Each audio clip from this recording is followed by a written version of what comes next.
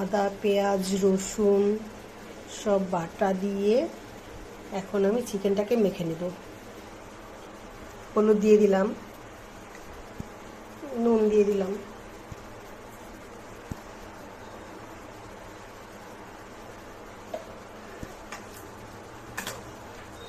চিকেনটা একবার হাত দিয়ে ধোয়া হয়ে গেলে তারপর আর হাত দিতে ইচ্ছা করে না। এটাকে এখন চামচ দিয়েই মেখে নিচ্ছি আমি। মেখে কিছুক্ষণ রেখে দেবো।